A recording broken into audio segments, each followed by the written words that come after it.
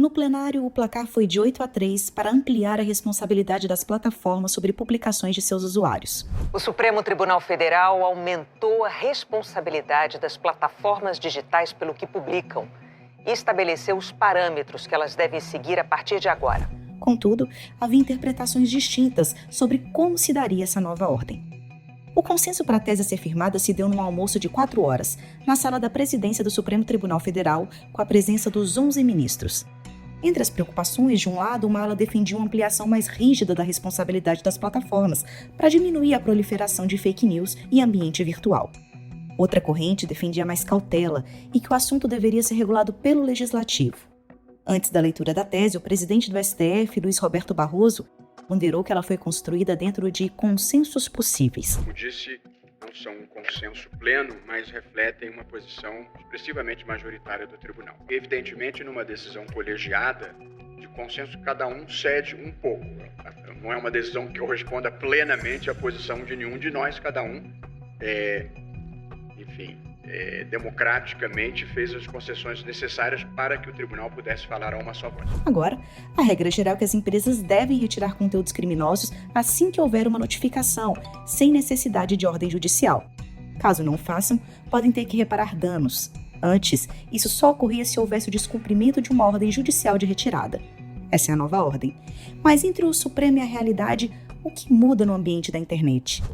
É o que tentamos responder nesse podcast, em uma série de 3 episódios que explora o que vem após o julgamento que mudou o marco civil da internet. O After é produzido pelo Estúdio J e conta com patrocínio do Google. Eu sou Flávia Maia, analista de judiciário do J. Um dos primeiros impactos deve ser fora das redes, nos tribunais. O Centro de Pesquisas RegLab está olhando para esses efeitos de perto. Pedro Ramos é diretor executivo do RegLab e o primeiro entrevistado dessa série. Pedro, o RegLab realizou um estudo estimando que, caso o desfecho ali do julgamento do Supremo fosse responsabilidade objetiva, o impacto poderia ser de até 754 mil novas ações judiciais até 2029 e um custo orçamentário superior a 750 milhões de reais para o Poder Judiciário. A responsabilidade objetiva obriga a reparação independentemente da comprovação de culpa. O acho que é trazido pelo voto do ministro Dias Toffoli, que era o relator. Na tese final prevaleceu a responsabilidade subjetiva. Pode nos contar um pouco o que isso significa na prática e qual deve ser o impacto estimado na judicialização, conforme o caminho que o Supremo tomou ali? Obrigado, Flávia. Obrigado aí pela oportunidade. Obrigado, Jota, pelo convite aí de participar desse podcast. Obrigado a todos e todas que estão acompanhando aqui a gente. O RegLab é um think tank da indústria que tem um compromisso em pesquisas baseadas em evidências. E esse trabalho que nós fizemos foi parte de uma série de estudos e publicações que nós estamos fazendo em relação ao julgamento do STF. A gente fez um trabalho econométrico conhecido como controle sintético. A gente vai simular esse mundo, que obviamente é um mundo sintético, porque ele nunca existiu, mas a gente vai, a partir de dados, desde dados de jurimetria, dados econômicos, dados com base em fórmulas e sistemas de uso que já são consolidados na econometria, criar uma espécie de versão alternativa da história. O que teria acontecido desde lá atrás se os processos tivessem continuado a crescer no ritmo que estavam crescendo antes de 2014 e com influência de uma responsabilidade objetiva, como acontece com players do e-commerce, né? A partir daí a gente consegue traçar 2 linhas. Uma linha que é o crescimento que a gente observou de 2014 até 2024 ao longo dos anos no crescimento dos meus processos, e a linha do controle sintético, que é uma linha muito mais exponencial. E a partir daí a gente faz um cálculo futuro. Então, uma vez que a gente descobre qual é o limite superior desse aumento, e a gente chega no número de 160%, ou seja, 2,6 vezes o volume de crescimento atual, a gente passa a construir cenários. E a gente construiu 4 cenários diferentes. Esses cenários são baseados em tanto um aumento médio quanto o aumento no limiar superior, que é aquele limiar de 2,6. E também ele parte de 2 premissas. A premissa 1, de que esse limiar vai ser atingido conforme ao longo do tempo, ou a premissa 2, que vai haver uma explosão imediata, então esse limiar vai ser atingido muito logo no início da vigência dessa decisão. E por que esses dois cenários? Porque dependendo da forma como o STF tivesse julgado, você poderia ter uma explosão imediata de casos, principalmente por litigância predatória, assim por diante, ou você poderia ter mecanismos de contenção que fariam esse limiar crescer aos poucos. Sendo o cenário mais grave, então, o cenário em que você tem esse limite máximo de percentual de crescimento com um pico, que é um pico que aconteceria logo nos primeiros anos, aí, logo nos primeiros meses, a partir da decisão do STF. Sendo muito franco, quando ou em que cenário poderia acontecer esse pico? A explosão imediata com impacto alto, a gente calculou como o cenário mais provável se houvesse uma tese ampla de responsabilidade objetiva, sem modulação de efeitos e nem orientações claras sobre a aplicação em casos concretos, que foi o que parecia caminhar o voto do ministro Dias Toffoli e o voto do ministro Luiz Fux lá em novembro, dezembro do ano passado. Tudo isso leva à possibilidade de responsabilização civil das plataformas digitais, que cria para as mesmas obrigações específicas a vigilância de conteúdos, que não conjura a possibilidade do cidadão denunciar, reclamar, ser atendido e inverter o ônus da judicialização. Colocando um pouquinho em perspectiva esse custo, né, o quanto significa isso, 750 milhões de reais, é um número que, se a gente não contextualizar, parece estranho, né?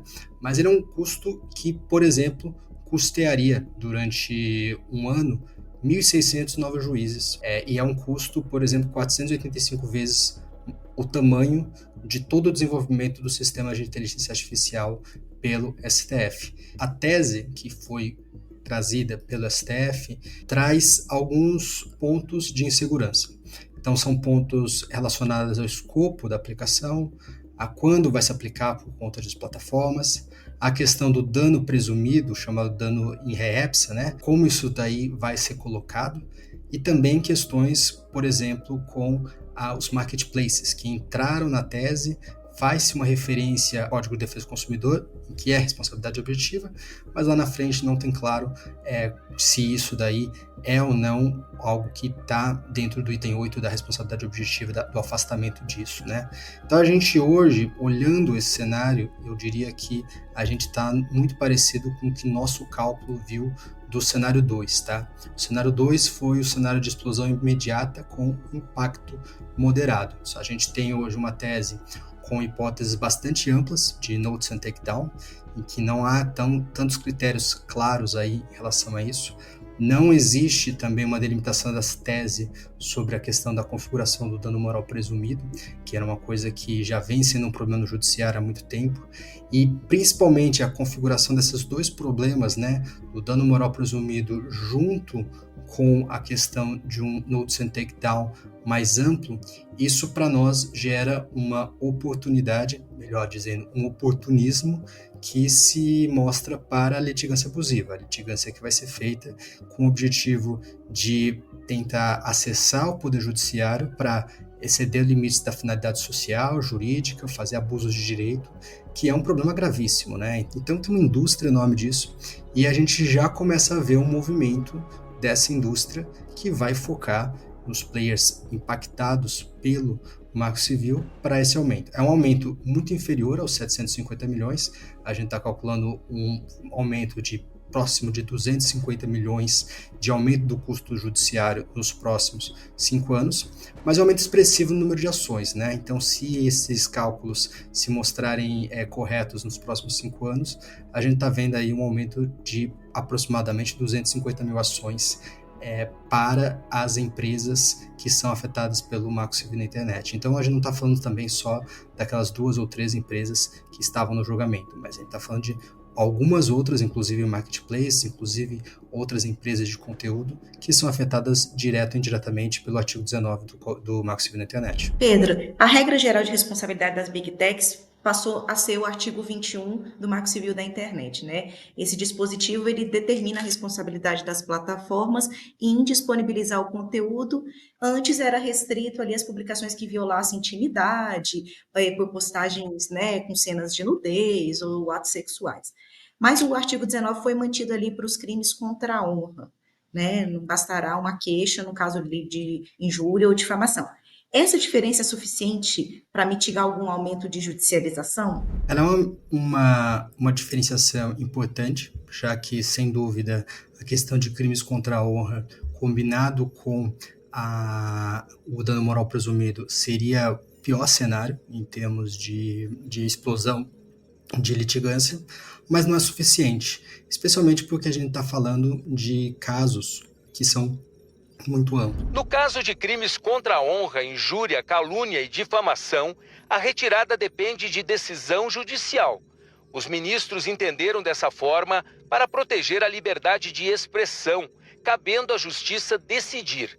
Mas o Supremo deixou claro que, mesmo nessas situações, há a possibilidade de remoção por notificação extrajudicial, ou seja, a notificação direta à plataforma pela vítima ou advogado, quando houver postagens reiteradas de conteúdo já considerado ilícito pela Justiça. Quando a gente olha a tese, a gente vê que o artigo 21, que passa a ser a regra, ele fala de crimes ou atos ilícitos, de forma muito ampla.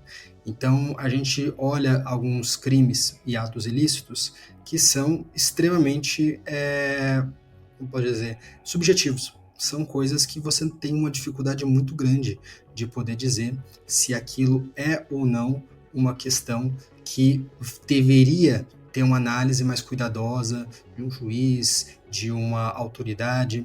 Eu acho que talvez uma das questões mais importantes, e eu sei que isso é uma questão sensível também, mas a gente está falando dos chamados crimes contra o Estado, ou Estado de Direito, ou questões que possam envolver, inclusive, questões como...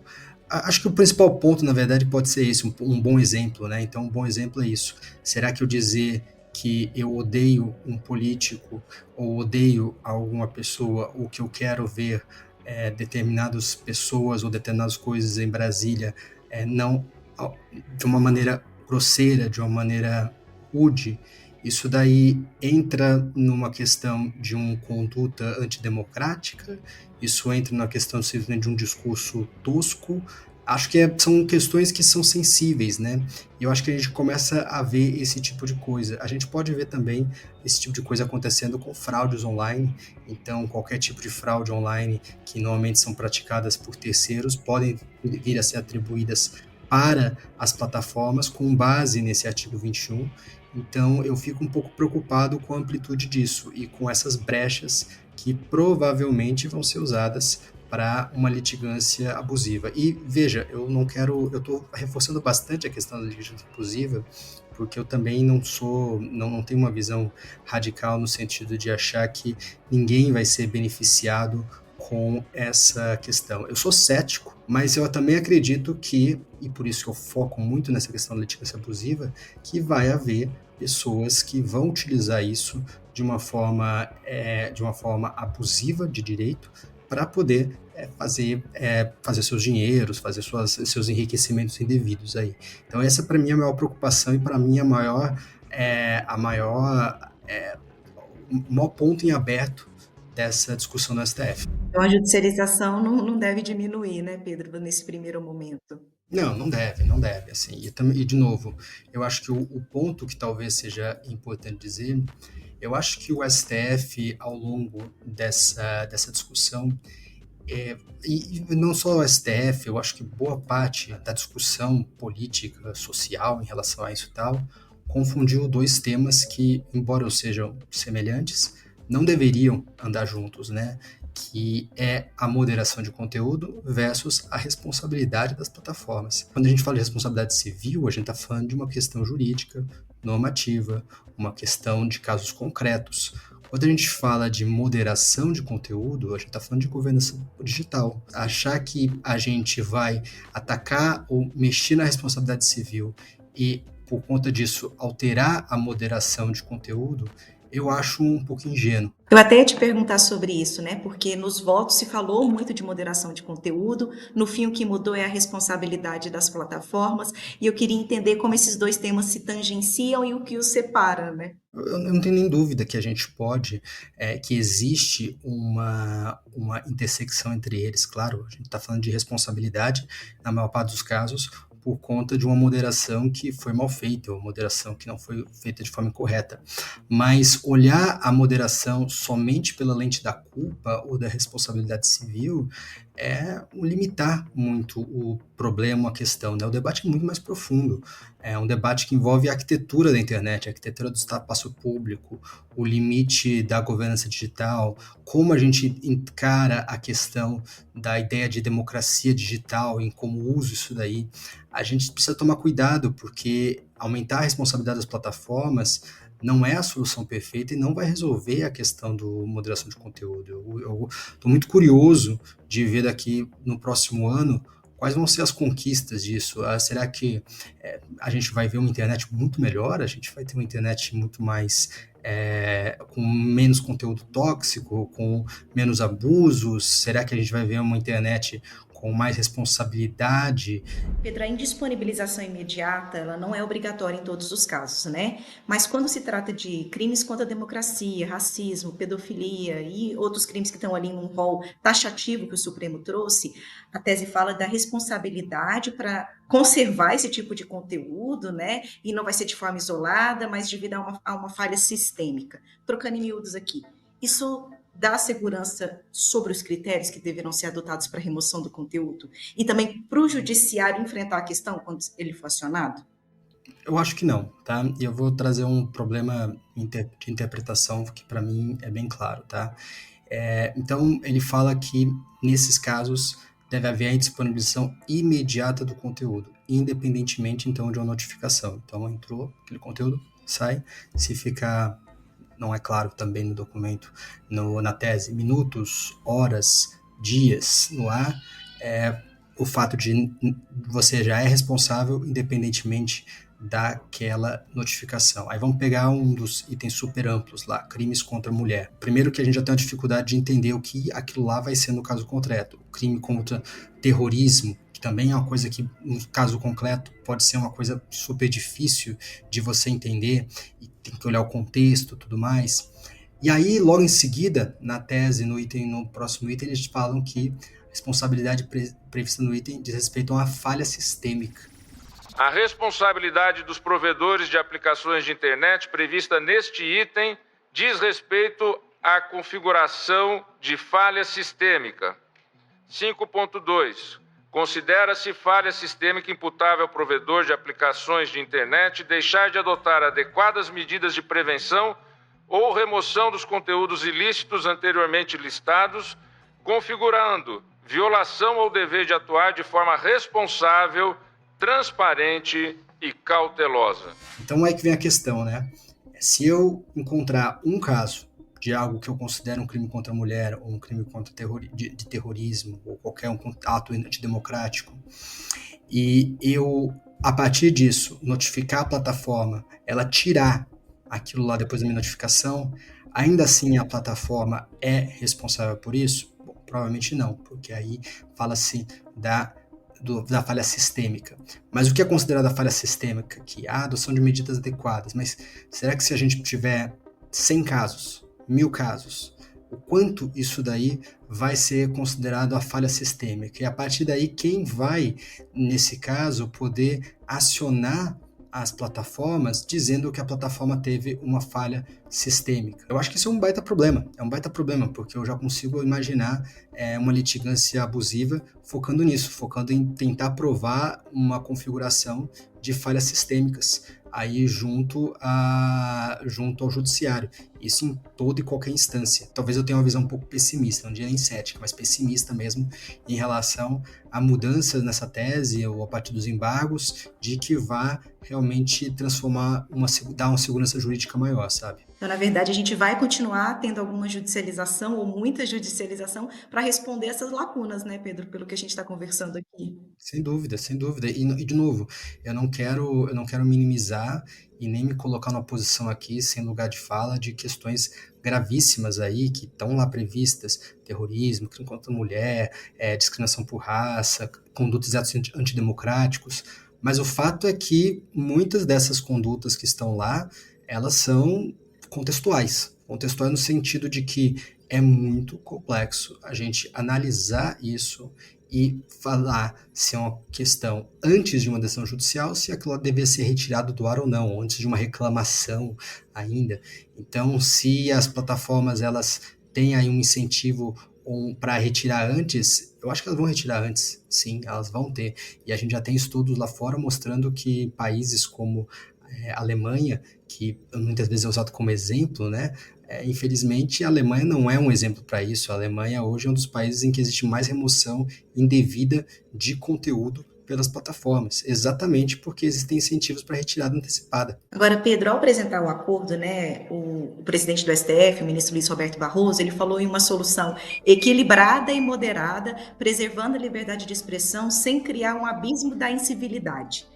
Da forma como a decisão foi construída, qual que é a sua avaliação sobre esse pós, no que se refere à liberdade de expressão e ao abismo de incivilidade, né? Como essa mudança será colocada aí à prova, vamos dizer assim? O discurso do Barroso e a tese apresentada, ela foi o consenso possível. Então, talvez dentro dos votos de Toffoli, dos votos de Fux, votos de Alexandre de Moraes, Gilmar Mendes, votos que tiveram uma postura mais incisiva, a gente precisa considerar esses votos. Agora, falando de um acordo mesmo, no sentido de buscar um consenso, a gente precisa considerar que o Supremo estava diante de alguns votos, inclusive dos relatores, bastante duros. Outros votos que eram muito para outra linha, Mendonça, Fachin. Então, era preciso buscar um acordo. Então, esse foi o consenso do possível.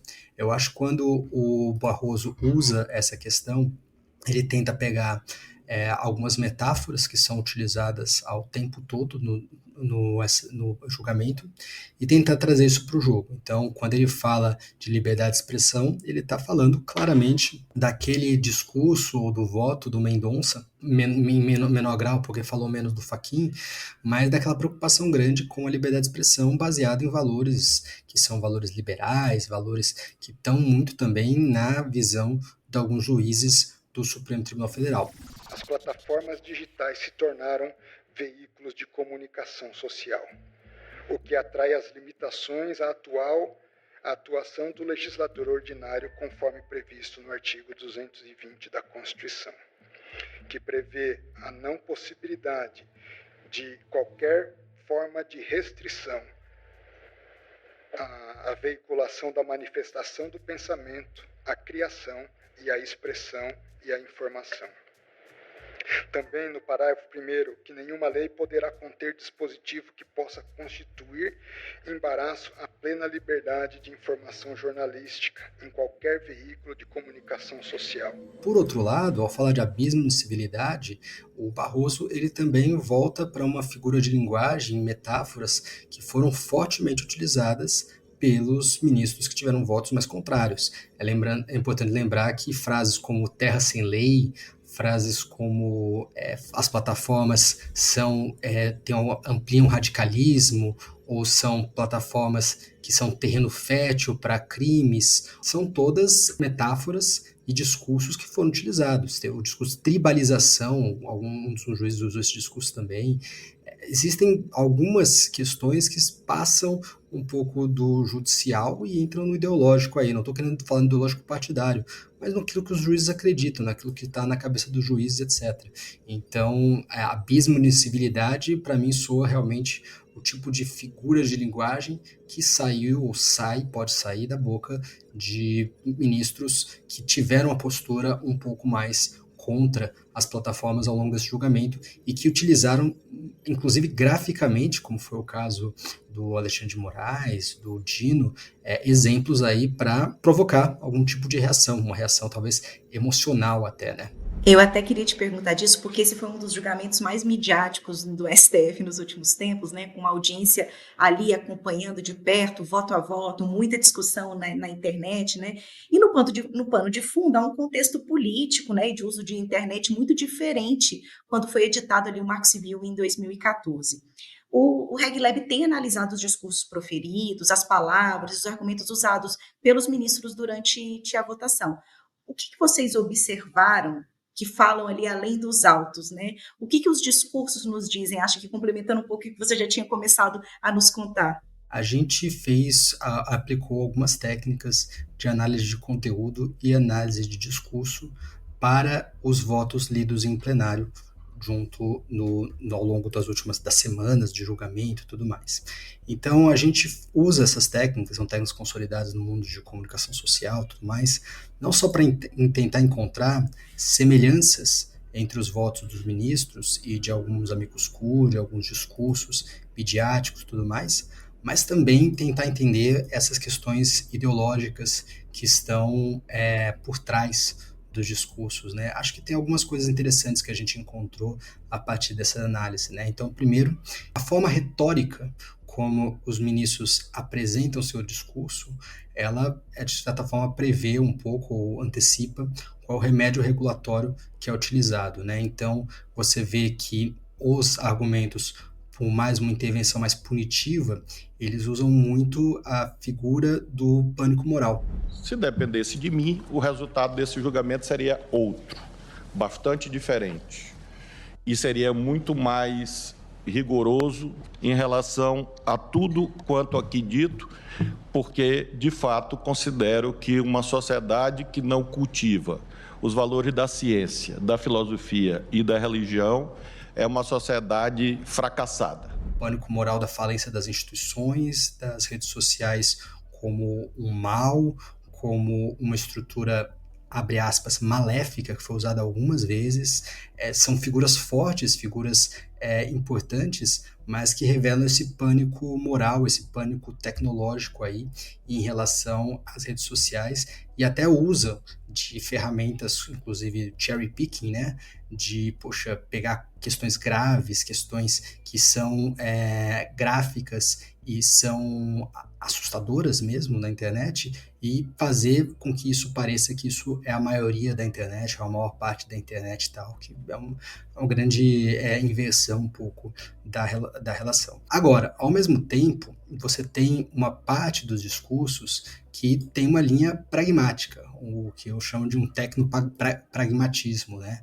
Então, os pragmáticos são aqueles discursos dos juízes que não enxergam ou não enxergaram um problema na internet em si, mas um problema da regulação, um problema do timing que está sendo analisado. Alguns juízes falaram expressamente que os adjetivos que foram utilizados não foram direcionados às plataformas, direcionados ao Marco Civil, ao momento em que o Marco Civil foi feito, que é diferente do atual.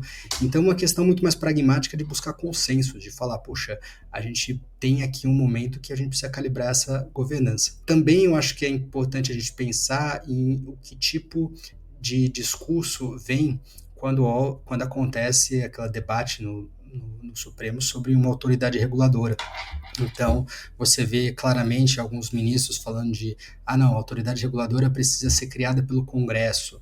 Quando traz esse tipo de discurso, ele me parece um discurso que vai mais pelo consenso, de tentar trazer uma multiplicidade de atores na discussão, entender que faz parte de uma discussão mais ampla. É nesse sentido que eu faço esse apelo ao final do meu voto de construção de uma alternativa que penso deve partir em adotando-se essa perspectiva do próprio Poder Executivo.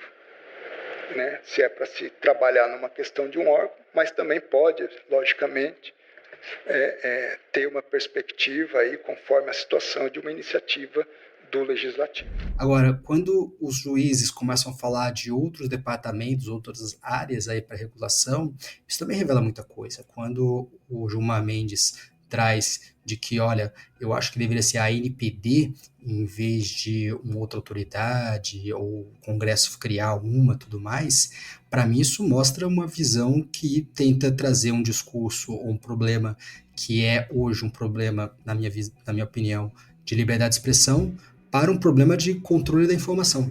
Eu acho também, por fim, para terminar, as próprias referências que os juízes usam e ficou muito claro em votos como, por exemplo, o voto do Gilmar Mendes, Alexandre de Moraes, Toffoli e outros votos aí da linha do Barroso e do Mendonça. É interessante ver como eles se alinham com alguns marcos discursivos e marcos teóricos mesmo, diferentes. Um lado olha com talvez até um nível de olhar a legislação europeia como um modelo a ser seguido, e o outro lado olha um pouquinho mais o modelo americano, dos Estados Unidos, etc. Isso também mostra muito uma estratégia de legitimação. Então, eles legitimam o discurso deles falando, olha, mas a minha posição é essa, que inclusive na Europa é assim, ou minha posição é essa, que inclusive nos Estados Unidos é assim. Vejam, quando a gente faz uma comparação dessa para fazer o nosso discurso, a gente também está revelando uma posição aí que precisa ser analisada criticamente. Então, esses são os pontos aí que a gente gosta de trazer e discutir aí para falar que o julgamento tem muitas camadas aí de observação. E que é só o começo, é só a ponta, né, da discussão ainda, né, Pedro? Daqui para frente a gente vai discutir ainda muito mais essa questão. Pedro, eu te agradeço a participação aqui com a gente, muito obrigada pela contribuição e pelo diálogo que a gente está abrindo aqui. Valeu, Flávia, brigadão. Este foi o primeiro episódio de O After, que discute o que vem após a ampliação da responsabilidade civil das plataformas digitais pelo Supremo Tribunal Federal. A produção é do Estúdio J, com patrocínio do Google. Neste programa colaboraram Alberto Pérez Souto, Cal Lute, Letícia Paiva, Luiz Viviane, Priscila Andrade e Thiago Guiar. Eu sou Flávia Maia, analista de judiciário do Jota. Foram usados áudios do G1 e do STF. Até o próximo.